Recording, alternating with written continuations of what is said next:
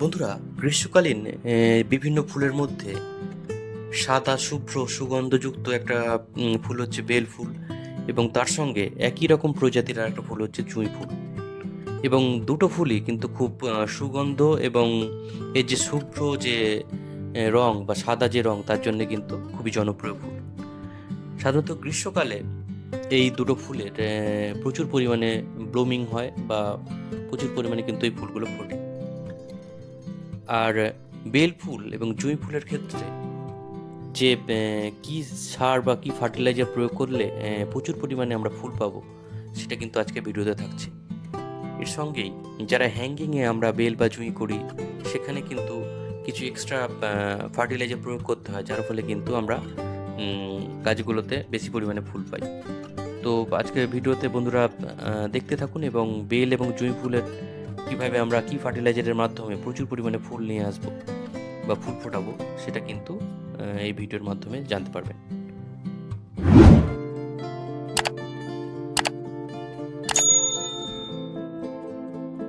হ্যাঁ বন্ধুরা, বেল ফুল যাকে বলা হয় মগরা বলা হয়ে থাকে, বা আরবিয়ান জাসমিন ইংরেজিতে বলা হয়ে থাকে, এবং এর বোটানিক্যাল নেম হচ্ছে জ্যাসমিনাম স্যামব্যাক। আর অন্যদিকে জুঁই ফুল, যাকে জ্যাসমিন বলা হচ্ছে, এর বৈজ্ঞানিক নাম হচ্ছে জ্যাসমিনাম। এবং এই বেল এবং জুঁই দুটোই কিন্তু জলপাই পরিবার বা অলেসিয়া পরিবারভুক্ত উদ্ভিদ, এবং এটা অবশ্যই সপুষ্পক উদ্ভিদ। এবং এশিয়া এবং দক্ষিণ পূর্ব এশিয়ায় হচ্ছে এদের নেটিভ ল্যান্ড। তারপরে এবং পরবর্তীতে কিন্তু সারা পৃথিবীতে বেল এবং জুঁই ফুল যথেষ্ট জনপ্রিয়তা পেয়েছে। বেল এবং জুঁই এই দুটো ফুলই কিন্তু একটা ভাইন প্রজাতির গাছ, এবং এর যে ফুলগুলো সব কিন্তু ক্লাস্টারের মধ্যে কিন্তু ফুলগুলো হয়ে থাকে। আর বেল ফুল এটা ফিলিপিন্স যে দেশ আছে তার কিন্তু জাতীয় ফুল। অন্যদিকে জুঁই ফুল এটা কিন্তু তিউনিসিয়ার জাতীয় ফুল হিসেবে স্বীকৃতি পেয়েছে। বেল এবং জুঁই দুটোর ক্ষেত্রেই কিন্তু যে মিডিয়া বা সয়েল স্ট্রাকচারের ক্ষেত্রে কিন্তু ওয়েল ট্রেন একটা সয়েল স্ট্রাকচার প্রয়োজন। একই সঙ্গে পার্সিয়াল সানলাইট বা ডাইরেক্ট সানলাইট দুটোতেই কিন্তু এটা ভালো হয়। তবে প্রচণ্ড গরমের সময় এই গাছ দুটোকে জুঁই বা বেল ফুলকে একটু সেটযুক্ত জায়গাতে রাখলে কিন্তু ভালো হয়। এই যে সয়েল স্ট্রাকচারের ক্ষেত্রে প্রথমেই আমরা যে গার্ডেন সয়েল, সেটা মোটামুটি 60% নিতে পারি।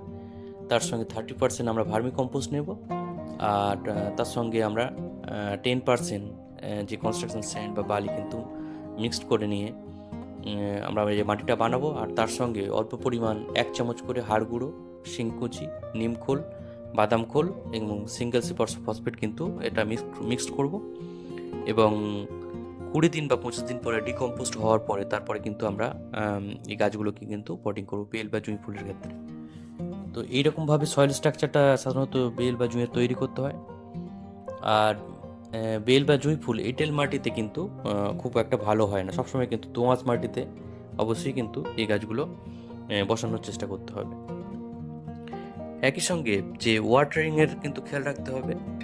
ওয়াটারিংয়ের ক্ষেত্রে রেগুলার ওয়াটারিং করতে হবে, কিন্তু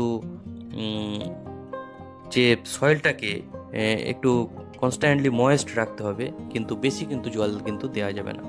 তো সেটা খেয়াল রাখতে হবে। এবং গ্রীষ্মকালীন সময়ে সকাল এবং বিকেলে দুবার করে কিন্তু জল প্রয়োগ করতে হবে। একই সঙ্গে আমরা একটা মিক্সড ফার্টিলাইজার কিন্তু এই গাছে কিন্তু ফ্লাওয়ারিং সিজনে দেব। এখানে যেটা আমি বানিয়ে নিয়েছি দেখুন, এটা সাধারণত ভার্মি কম্পোস্ট সঙ্গে অল্প পরিমাণে হাড় গুঁড়ো, শিংকুচি, নিমখোল, বাদাম খোল এগুলো কিন্তু দেওয়া আছে, এবং অল্প একটু সিঙ্গেল সুপার ফসফেট দেওয়া আছে। এবং এর সঙ্গে আমরা আরেকটা যে জিনিস ব্যবহার করব সেটা হচ্ছে সুফলা 10-26-26। এটা প্রত্যেকটা গাছের জন্য 2টো বা 3টে দানা কিন্তু ব্যবহার করতে হবে। বেশি কিন্তু ব্যবহার করলে গাছের পক্ষে ক্ষতি হবে, গাছ মারা যেতে পারে। তো এরকম দেখুন, এইগুলো মিক্সড করে একটা মিক্সড যে ফার্টিলাইজার সেটা বানানো হয়েছে, এবং ভার্মি কম্পোস্ট এর সঙ্গে দিয়ে নিয়ে আমরা গাছের ক্ষেত্রে এটা কিন্তু ব্যবহার করব। দেখুন এইভাবে মিক্সড করে নিতে হয় ভালো করে। মিক্সড করে নিয়ে তারপর কিন্তু আমরা প্রত্যেকটা গাছে কিন্তু এই মিক্সড খাবারটা কিন্তু দিয়ে দেবো। দেখুন, এই প্রত্যেক গাছের এই টবের একদম সাইডের দিকে এটা দিতে হবে, এবং এটা ধীরে ধীরে আস্তে আস্তে আস্তে আস্তে গাছ কিন্তু নিয়ে নেবে, এবং গাছের যে পুষ্টিগুলো সেগুলো আস্তে আস্তে গাছের চলে যাবে আস্তে আস্তে এইভাবে দিয়ে রাখলে। যখন আমরা জল দেব তো ধীরে ধীরে ধীরে ধীরে কিন্তু এগুলো আস্তে আস্তে গাছের যে পুষ্টিগুণ সেগুলো কিন্তু ধীরে ধীরে গাছ নিয়ে নেবে। এই প্রত্যেকটা গাছের গোড়াতে দেখুন এইভাবে কিন্তু দিয়ে দেওয়া হচ্ছে। এই মিশ্র খাবারটা কিন্তু ফ্লাওয়ারিংয়ের সিজনে একবার দিলেই কিন্তু হবে, তাহলেই কিন্তু মোটামুটি 3 মাস 4 মাস কিন্তু এই খাবারই চলে যাবে। আর যেহেতু মাটিতে আগেই কিন্তু বিভিন্ন জৈব সার দেয়া আছে, তো বেশি কিন্তু সার দেওয়া কিন্তু প্রয়োজন নেই, এই খাবারগুলো দিলেই যথেষ্ট। আর বন্ধুরা, এর সঙ্গে যেটা খেয়াল রাখতে হবে, যে এই যে গাছটা মোটামুটি টেম্পারেচার 20 থেকে 35 ডিগ্রি সেলসিয়াস ভালো কিন্তু টেম্পারেচারে এই গাছটা হয়। একই সঙ্গে এই গাছটার ক্ষেত্রে যদি কোনো পোকার উৎপাত হয়, এই সময় কিন্তু একটু মাকড়ের উৎপাত হয়, তো আমরা এই সময় মাকড়ের উৎপাত থেকে রক্ষা করতে গাছকে সাধারণত নিম অয়েল দিতে পারি, তার সঙ্গে কাকা ব্যবহার করতে পারি। এগুলো কিন্তু আমরা পোকামাকড়ের উৎপাত থেকে গাছকে রক্ষা করতে এগুলো ব্যবহার করব। আর এর সঙ্গে ফাঙ্গিসাইড আমরা কিন্তু ব্যবহার করতে পারি বর্ষাকালে, যখন গাছের ক্ষেত্রে সমস্যা তৈরি হয়। তো ফাঙ্গিসাইড হিসেবে আমরা ট্রাইকোডার্মা ভিরিডি জৈব ফাঙ্গিসাইড বা ব্যাবিস্টিন এগুলো ব্যবহার করতে পারি। এর সঙ্গে অ্যামিস্টার টপ এটাও ব্যবহার করতে পারি। আর এটা যাদের কাছে নেই তারা আমরা কিন্তু স্যাপ যে ফাঙ্গিসাইড আছে, তো সেই স্যাপও কিন্তু ব্যবহার করতে পারি। এবং এগুলো প্রত্যেকটা মোটামুটি 1 গ্রাম বা 2 গ্রাম 1 লিটার জলে গুলে কিন্তু এটা ব্যবহার করব। তাহলে কিন্তু গাছের যে ছত্রাক ঘটিত বা ফাঙ্গাস ঘটিত যদি কোনো রোগ হয় তাহলে কিন্তু সেটা নিরাময় করতে সাহায্য করবে। এই সমস্ত ফার্টিলাইজার, ইনসেকটিসাইড এবং ফাঙ্গিসাইড কিন্তু মোটামুটি ব্যবহার করতে হবে গাছের প্রয়োজন অনুযায়ী। একই সঙ্গে বেল এবং জুঁই ফুল গাছে কিন্তু অবশ্যই প্রুনিং প্রয়োজন।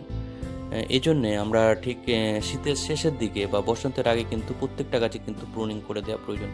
আমার এই প্রত্যেকটা গাছে কিন্তু প্রুনিং করা আছে, যার জন্য কিন্তু আস্তে আস্তে কিন্তু ফ্লাওয়ারিং শুরু হয়েছে, এবং প্রুনিং করলেই বেশি পরিমাণে ব্রাঞ্চেস তৈরি হবে এবং বেশি পরিমাণে কিন্তু ফুল পাওয়া যাবে। সুতরাং সেটা অবশ্যই খেয়াল করতে হবে। গাছকে একটু ঝোপালো করার জন্য কিন্তু প্রুনিং করতে হবে, এবং বেশি ফুল পাওয়ার জন্য কিন্তু অবশ্যই প্রুনিং করতে হবে। আর আরেকটা বিষয় হচ্ছে যে এর প্রপাগেশন কিন্তু খুব সহজেই করা যেতে পারে। গুটি কলম বা দাবা কলম বা এমনি প্লেন ডাল কাটিং করে কিন্তু আমরা এই গাছের যে প্রপাগেশন করতে পারি এবং চারা তৈরি করতে পারি। তো খুব সহজেই কিন্তু এটা হবে প্রপাগেশন করা। এরকমভাবে কিন্তু আপনারা প্রপাগেশন করতে পারেন। প্লেন ডাল কেটেও কিন্তু বালিতে বা সয়েল মিক্সারে দিলে এটা করা যেতে পারে। একই সঙ্গে এর বেশি ফ্লাওয়ারিংয়ের জন্য আমরা যেটা 0050 যে পটাশিয়াম সেটা কিন্তু আমরা ব্যবহার করব। এটা ফ্লাওয়ারিংয়ের সিজনে প্রতি 1 মাসে কিন্তু আমরা ব্যবহার করব। আর বিশেষ করে যারা হ্যাঙ্গিংয়ে বেল বা জুঁই করছেন তারা কিন্তু অবশ্যই 0050 কিন্তু ব্যবহার করবেন, তাহলে বেশি পরিমাণ কিন্তু ফ্লাওয়ারিং আসবে। যারা টবে বা এমনি প্লেন বাগানে করছেন তাদের ক্ষেত্রে 0050 মোটামুটি ব্যবহার না করলেও চলে, কিন্তু যারা হ্যাঙ্গিংয়ে করছেন বা ছাদ বাগানে করছেন তাহলে অবশ্যই কিন্তু 0050 কিন্তু মাসে একবার করে স্প্রে করবেন, তাহলে ফ্লাওয়ারিংয়ের যে পরিমাণ সেটা বেড়ে যাবে। আর ফ্লাওয়ারিংয়ের সিজনে অবশ্যই কিন্তু 0050 ব্যবহার করতে হবে। একই সঙ্গে ব্যালেন্স যে এনপিকে আছে সেই ব্যালেন্স এনপিকে আমরা 90-90-90 বা 20-20-20 মাসে একবার করে স্প্রে করব 1 গ্রাম 1 লিটার জলে। আর অবশ্যই খেয়াল রাখতে হবে যে এসওপি বা 0050 এবং ব্যালেন্স এনপিকে কিন্তু একই দিনে স্প্রে করবো না, অন্য অন্য দিনে আলাদা দিনে কিন্তু স্প্রে করতে হবে, এবং 15 দিনের ব্যবধান রাখলে সবথেকে কিন্তু ভালো হয়। তো এরকমভাবে ফার্টিলাইজার ব্যবহার করলে মোটামুটি বেল বা জুঁয়ে কিন্তু প্রচুর পরিমাণে ফুল আসবে, আর প্রুনিংয়ের ফলে প্রচুর পরিমাণে ব্রাঞ্চেস আসবে।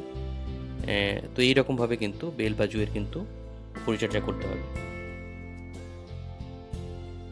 বন্ধুরা, বেল বা জুঁইয়ের সাধারণত যে ব্যবহার সেটা আমরা সবাই জানি যে মালা বা ফুলের তোড়া ইত্যাদিতে কিন্তু ব্যবহার হয়।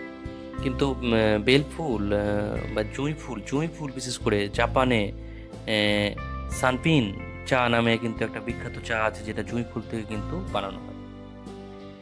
আর ভারতের তামিলনাড়ুর যে মাদুরাই আছে, সেখানে কিন্তু জুঁই বাণিজ্যিকভাবে কিন্তু উৎপাদন করা হয়। আর জ্যাসমিন যে স্যামব্যাক যেটা আছে, সেটা কিন্তু ইন্দোনেশিয়ার কিন্তু জাতীয় ফুল হিসেবে কিন্তু গৃহীত হয়েছে 1990 সালে। সুতরাং বেল এবং জুঁইয়ের ফুলের সাধারণ যে পরিচর্যা বা বিষয়ে কিন্তু আমরা জানি, কিন্তু অনেক অজানা বিষয় কিন্তু আছে। বন্ধুরা, ভিডিওটা এখানেই শেষ করছি। যদি ভিডিওটা ভালো লাগে অবশ্যই চ্যানেলটাকে সাবস্ক্রাইব করবেন এবং শেয়ার করবেন, এবং এই সংক্রান্ত যদি কোনো প্রশ্ন থাকে অবশ্যই কমেন্ট বক্সে করবেন। আর সবাইকে নমস্কার এবং ধন্যবাদ জানিয়ে এখানে ভিডিওটা শেষ করলাম। সবাই ভালো থাকবেন, সুস্থ থাকবেন। নমস্কার, ধন্যবাদ।